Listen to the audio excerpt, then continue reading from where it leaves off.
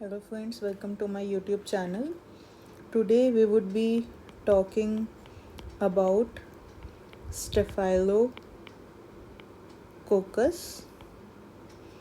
I know this video was supposed to be uploaded on Saturday, but due to some reasons I was not able to work on it.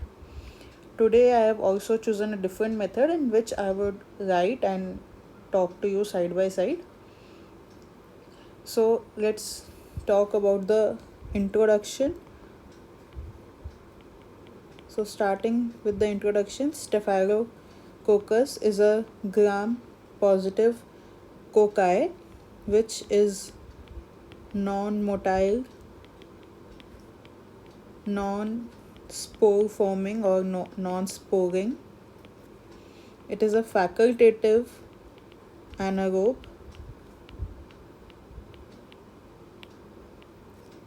and it belongs to the family Micrococcaceae.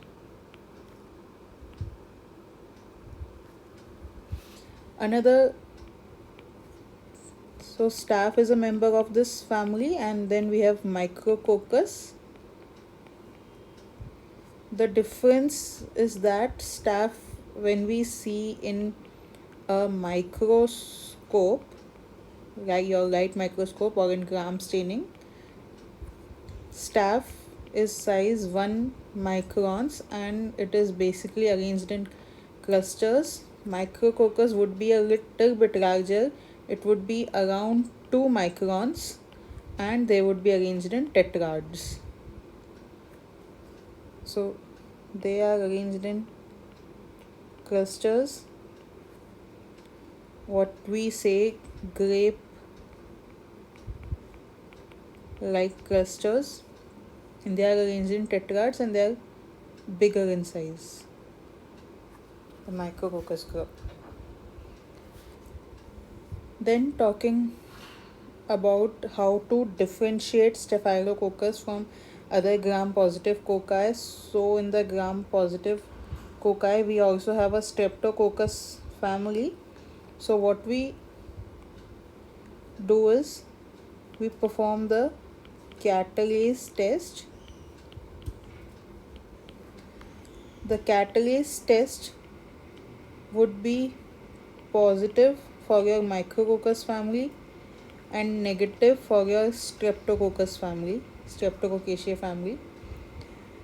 So staph would be positive for the catalase. Further differentiates staph on the basis of the test known as coagulase. Coagulase is a virulence factor.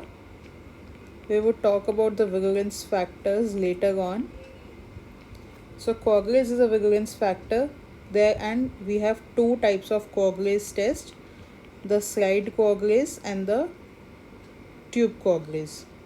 So when we say coagulase positive, we say that both slide and tube are positive, and here when we are talking about coagulase negative, we are saying that both slide and tube coagulase are negative. So slide both positive is your staph aureus and also staph intermedius.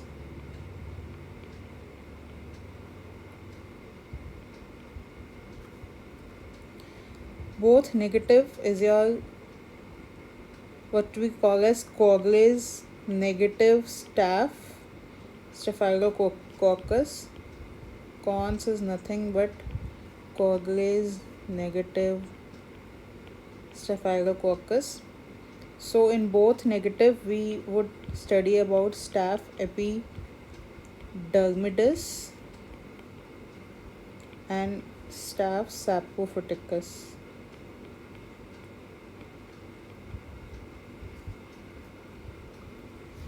Now, how do we differentiate between staph epidermidis and staph saprophyticus?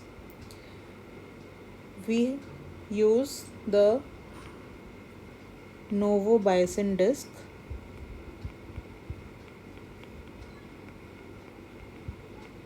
On an MHA agar, that is your Mueller-Hinton agar.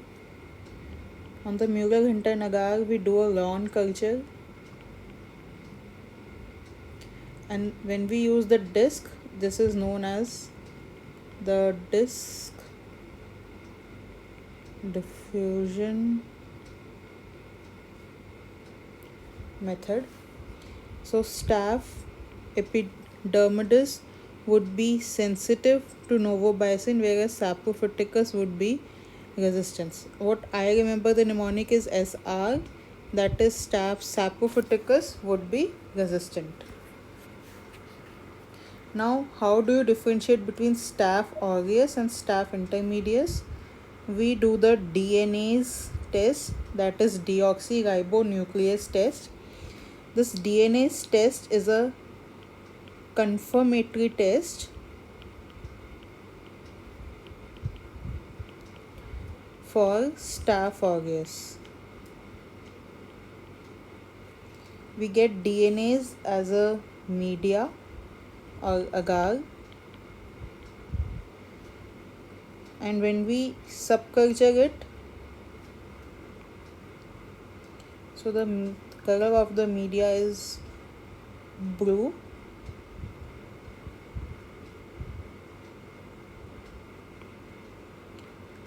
On it we make a subculture of staph aureus. Let's say I do a subculture of intermedius. I don't know which one is which. And a pinkish hue would be visible around staph aureus. So DNase is the confirmatory test for staph aureus, and this is what DNase look like.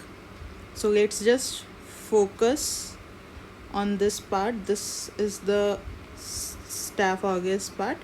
You see there is this pinkish discoloration around this pinkish halo. So DNase is confirmatory. Next we move on to the coagulase test. Coagulase test can be slide test or the tube coagulase. So how do we perform the coagulase test?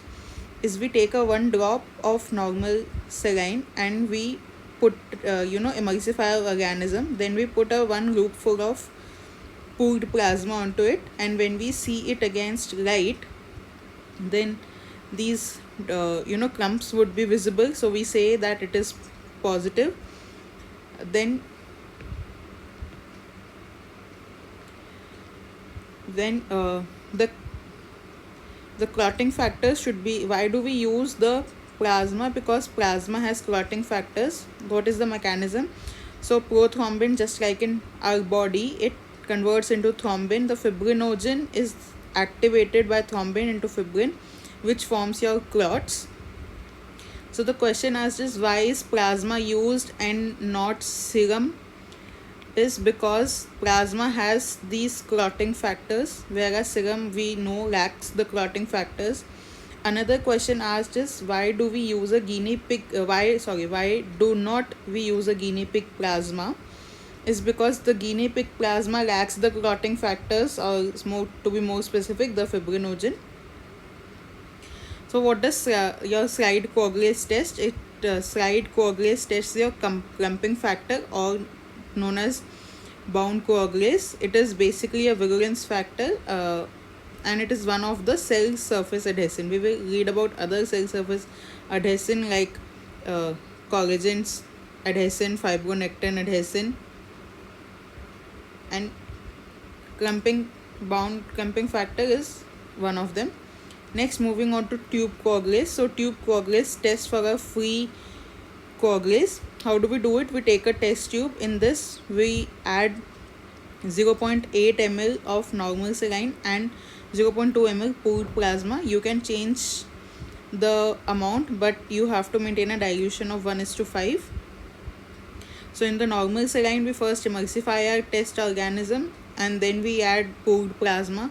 We incubate it at 37 degrees Celsius for 4 hours. It should be remembered that it is visualized after 4 hours. A clot is visible which would not break or move. How do we see it? You just slightly tilt the the test tube, and the clot would be visible. If there is no clot after 4 hours, so before marking it as negative, You keep it in room temperature overnight.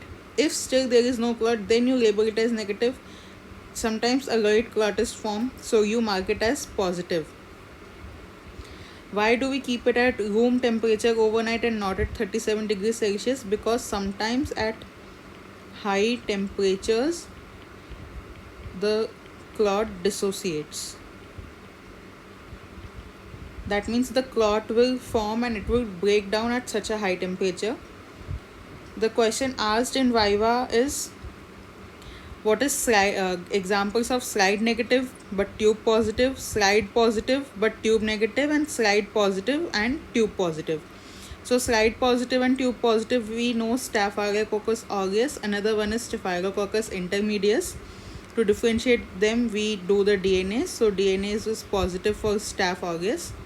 Slide positive but tube negative, slide is SL. So again the organisms will have S and L. So it's Staphylococcus shelferi and Staphylococcus lugdunensis.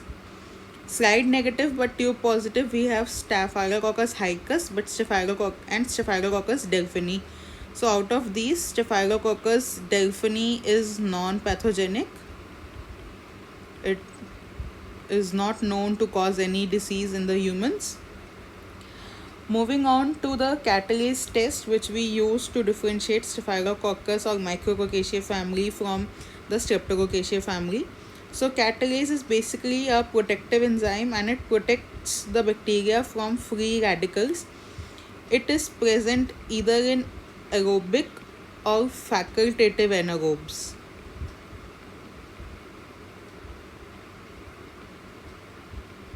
But it is absent in anaerobes. This is the reason why anaerobes cannot survive in oxygen, because oxygen would form free radicals, and without these catalase, these free radicals would themselves kill the bacteria. So how do we, what is the basis? That hydrogen peroxide by catalase gets converted into water and oxygen. This oxygen is visualized as effervescence or bubble formation. We should remember that the effervescence should be immediate, rapid and sustained. How do we do the test? Is we take a slide, we add a drop of hydrogen peroxide to it, and we emulsify the bacteria or test organism using either a cover slip or a wooden stick. But we never use a loop, because the loop is made up of iron or nichrome, and they will give a false positive result. Similarly, the colonies are never picked from blood agar, because blood also has heme, catalases also has heme, so there would be a chance of false positive. This would be we are doing it in first part. Next, in the second part, we would talk specifically about Staphylococcus aureus, and in the third part we would talk about coagulase negative Staphylococcus.